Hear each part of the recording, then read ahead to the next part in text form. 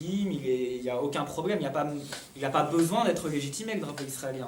En revanche, le drapeau palestinien, il est rejeté, il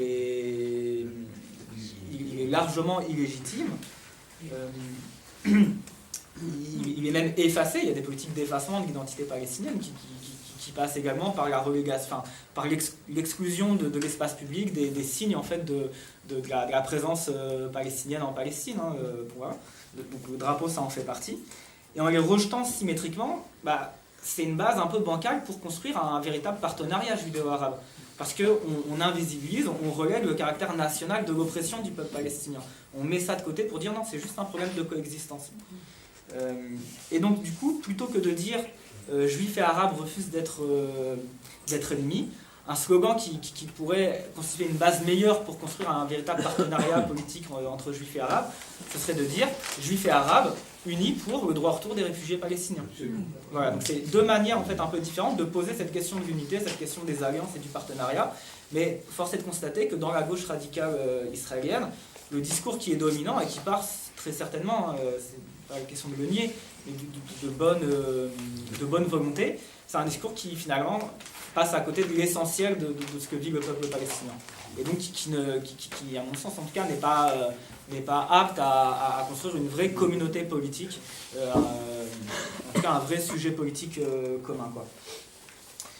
Ah oui, également c'est aussi un discours qui dans sa conséquence, et ça c'est encore plus problématique, permet de faire la distinction entre les bons et les mauvais arabes. C'est-à-dire les bons arabes, c'est ceux qui acceptent de poser les termes de là, c'est ceux qui veulent pas, qui disent ok, pas besoin du drapeau palestinien, pas besoin de parler de la Nakba, pas besoin de parler de tous ces sujets qui fâchent un peu. Et les mauvais arabes, c'est ceux qui sont encore attachés à tout ça et qui persistent en fait à vouloir se considérer comme faisant partie d'un tout, d'un peuple palestinien, tout ce qu'on a dit avant. Mais aussi, c'est une manière, je pense, de faire le tri entre les bons et les mauvais colons. Il y a les bons colons, c'est ceux qui aiment les Arabes, c'est les colons qui sont gentils, qui veulent bien un peu de folklore, un peu de tout ça. Et les mauvais colons, c'est la droite, c'est les colons fachos, quoi. Donc voilà, c'est un discours qui peut aussi donner lieu à des politiques un peu borderline, quoi. Donc voilà, cet effacement de la question coloniale et nationale. Donc voilà. Rapidement sur les prochains développements auxquels on peut s'attendre. Les coordonnées politiques, le contexte, il laisse peu de doute quant à ce qui va se passer. Il n'y a pas de tournant. Moi, je ne parlerai pas de tournant en parlant de ces élections-là. Parce que ce qui se passe aujourd'hui, c'est le produit de processus en fait, qui date même de 1948, même d'avant, mais une espèce de continuité dans cette logique coloniale de s'approprier de plus en plus les terres palestiniennes, les ressources, de démanteler la vie économique palestinienne, la vie sociale, la vie culturelle, d'effacer les traces historiques de la présence palestinienne. Donc tout ça, on va toujours dans la même direction. Il y aura peu de changements en termes de politique économique, sociale, étrangère, religieuse, culturelle, tout ça. Peut-être un changement, entre guillemets, qui est plus une évolution qu'un changement, mais c'est qu'on va avoir le gouvernement israélien le plus annexionniste de toute l'histoire d'Israël. Ça a déjà été dit par Netanyahou, quoi. Il est question d'annexer des pans entiers de la Cisjordanie, là où il y a les colonies. Donc voilà, ça c'est peut-être le principal changement, et toujours à voir dans un contexte international où on sait que, vous vous rappelez, quand Trump a déménagé l'ambassade américaine de Tel Aviv à Jérusalem, une manière de donner un chèque en blanc en fait au colonialisme israélien et de dire de toute manière c'est ok, on est là avec vous. Quand on voit Bolsonaro au Brésil, quand on voit les évolutions politiques en Europe centrale ou en Europe de l'Est, on voit que tout ça se déroule dans un contexte international qui est favorable à ce qu'en Israël ça se développe aussi comme ça, une espèce d'articulation à faire. Et donc plus que jamais, ce qu'on aura en Palestine, en Israël, c'est un seul État souverain, et souverain de manière exclusive, c'est-à-dire sans aucune autre souveraineté, un seul État souverain, l'État israélien, qui se fonde sur un régime raciste, d'apartheid, de séparation entre juifs et non-juifs, et qui relègue, qui exclut, qui discrimine et qui opprime en fait la composante non-juive et la composante arabe en fait de cette région, de la Palestine. Et donc en conséquence de ça, ça veut dire que le dispositif répressif, législatif, judiciaire, militaire de ce régime d'apartheid va se renforcer. il va se renforcer parce que le but de ce pouvoir colonial, ça va être de maintenir et de renforcer son contrôle sur les territoires, sur la population palestinienne, et de reproduire, de conforter la suprématie juive en Palestine. Donc voilà, pour rebrosser un peu le tableau, on voit les limites à ce qu'il y a à lire la situation politique israélienne à travers une grille de lecture gauche-droite. On voit les limites du discours de gauche radicale sur le partenariat, sur la coexistence qui contribue à invisibiliser, à reléguer la question coloniale et la question nationale, le fait que le peuple palestinien est un peuple en lutte de libération nationale avant tout. C'est pas juste une lutte contre les discriminations, contre le racisme, hein, c'est vraiment une lutte de libération nationale. D'ailleurs, souvent on oppose égalité des droits. D'un côté, il faudrait lutter pour l'égalité des droits, ce serait le paradigme principal aujourd'hui de la lutte du peuple palestinien, avec la lutte de libération nationale. Moi je pense que c'est une fausse opposition parce qu'il ne peut pas y avoir de réelle égalité des droits tant que persiste cette oppression à caractère national et tant que persiste la colonialité du pouvoir israélien. Donc, mais c'est plus une articulation. En fait, si on veut une égalité des droits, il faut régler cette question nationale palestinienne. Et du coup, la question qui se pose de manière dramatiquement urgente aujourd'hui, c'est comment on peut confronter ce régime israélien dans son entièreté. C'est-à-dire pas juste sur un aspect de ce régime-là, les discriminations, quoi, mais vraiment dans son entièreté. Et répondre à cette question, c'est poser une autre question qui est du coup, quelle alliance politique pour les anticolonialistes et pour les Palestiniens, quelle alliance politique et sur quelle base, voilà, 50% des Palestiniens ne votent pas. J'ai dit tout à l'heure, il y a un immense sentiment de déception envers les partis arabes, un sentiment d'impuissance. Et donc l'enjeu aujourd'hui, qui est débattu notamment par le parti Balad, l'enjeu c'est avant tout de construire une communauté politique palestinienne en Israël qui puisse jouer une politique indépendante des institutions israéliennes. Pas une force politique, un mouvement politique qui soit dans la participation à la Knesset, dans la participation au jeu politique israélien, mais qui puisse aller au-delà, c'est-à-dire qui puisse concevoir la participation politique au jeu israélien comme un élément stratégique dans le but de porter un projet qui dépasse en fait ça et qui dépasse la société israélienne.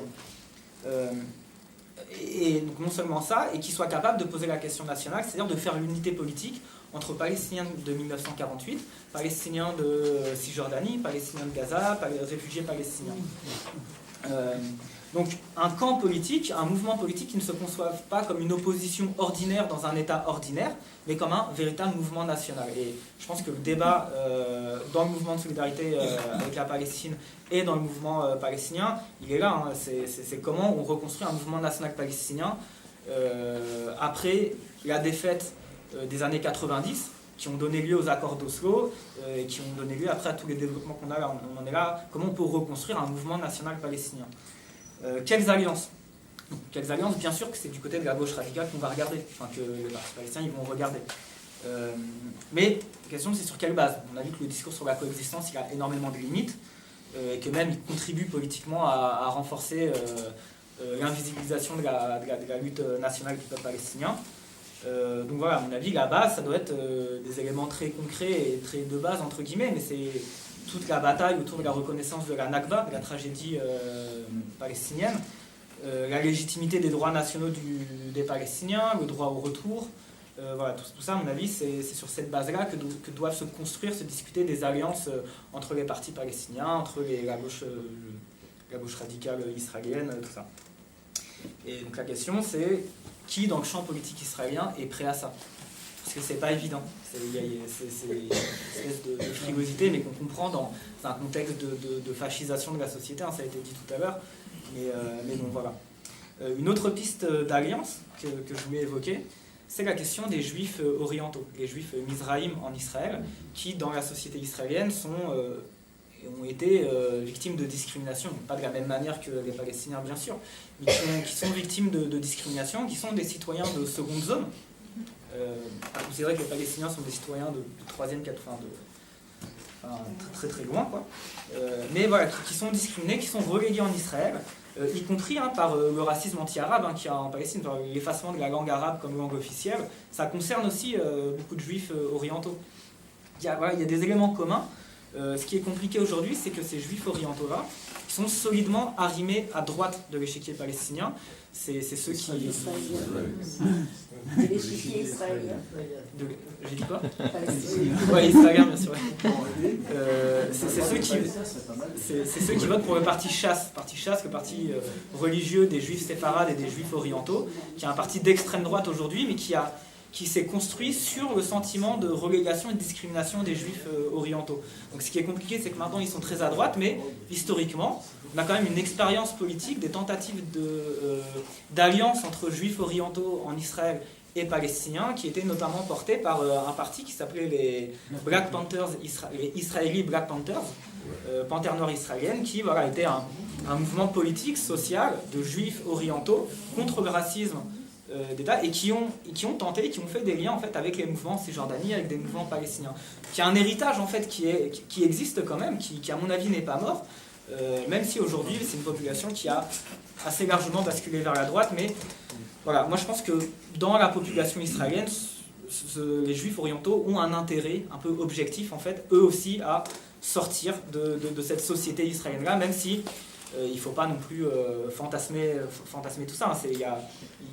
Ils ont une position de privilégiée si on les compare aux Palestiniens, et donc c'est ça qui est très compliqué. Mais voilà, tout le débat, c'est de comment on arrive à construire en fait une majorité politique, un sujet politique qui soit capable en fait d'être une force opposable à la droite israélienne et à l'establishment israélien.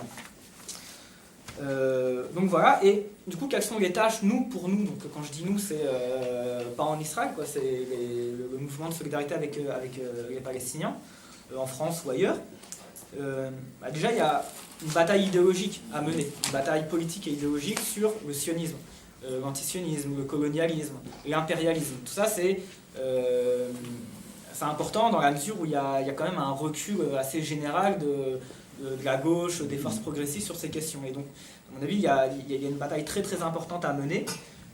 Et c'est une grosse responsabilité dans la mesure où le rapport de force en Israël et en Palestine étant ce qu'il est, c'est-à-dire tellement défavorable aux Palestiniens, la solution, elle viendra aussi en dehors de la Palestine. C'est-à-dire que les Palestiniens tout seuls, dans les coordonnées actuelles, c'est très très compliqué pour eux de faire face à l'État israélien, à son armée et à tous les alliés qu'il a dans le monde, quoi. Donc nous, on a une responsabilité très forte aussi à participer à l'inversion de ce rapport de force. Et à mon avis, il ne faut pas le nier, donc ça passe par plusieurs moyens. Donc il y a, à mon avis, le principal, c'est la campagne de boycott, de désinvestissement et de sanctions qui a un but qui est très simple en fait. Ça ne va pas changer le monde, ça ne va pas démanteler l'État israélien par lui-même. Par contre, la campagne de boycott, elle contribue à rendre la politique israélienne la plus coûteuse possible. C'est-à-dire que le fait d'isoler l'État israélien sur la scène internationale, ça rend sa politique très très coûteuse. Et même dans le sens le premier sens du mot coûteux, c'est-à-dire que déjà ça l'oblige à dépenser énormément d'argent dans la contre-propagande, dans le fait d'essayer de contrer ça, de ne pas être isolé, tout ça. Donc ça c'est très important parce que ça pèse sur le rapport de force. Et c'est pas pour rien que les Palestiniens, comment on appelle ça, société civile, merci, palestinienne, que ça émane de cette société civile et que c'est ce qu'ils nous demandent en premier lieu. Donc la campagne BDS, la reconstruction d'un mouvement anti-impérialiste, parce que évidemment que c'est pas une question qui va se régler au niveau que local, mais ça nécessite du coup d'avoir un mouvement qui puisse articuler ce qui se passe en Syrie, ce qui se passe au Yémen, ce qui se passe dans plein d'endroits dans le monde, à ce qui se passe en Palestine, et de pouvoir être capable en fait de porter une parole politique qui articule ces situations-là et qui donne une grille de lecture qui permettent de comprendre que ces luttes-là, en fait, elles ont quelque chose en commun et elles se mènent conjointement et non pas de manière atomisée. Et dernier élément, c'est aussi de se dire qu'un des meilleurs services qu'on peut rendre aux Palestiniens, c'est de lutter contre l'État français, en fait, pas seulement le gouvernement, c'est le gouvernement, mais de lutter contre la politique française au Moyen-Orient, en Afrique, cette politique impérialiste. Parce que si Israël arrive à se maintenir là, c'est parce qu'il y a Trump derrière lui, c'est parce qu'il y a Macron, il y a Salvini, il y a Bolsonaro. Sans tous ces soutiens-là, l'État israélien, finalement, c'est pas grand-chose au final, si on l'isole de tout ça. Donc il y a aussi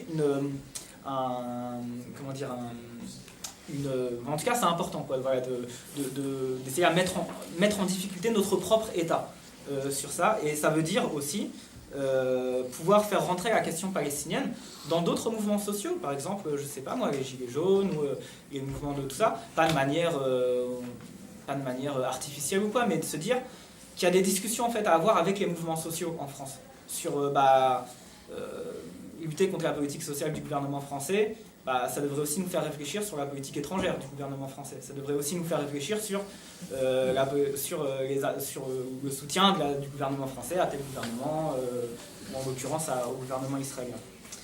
Dernière chose pour finir, le débat souvent en France, il se cristallise sur la question de un État, deux États.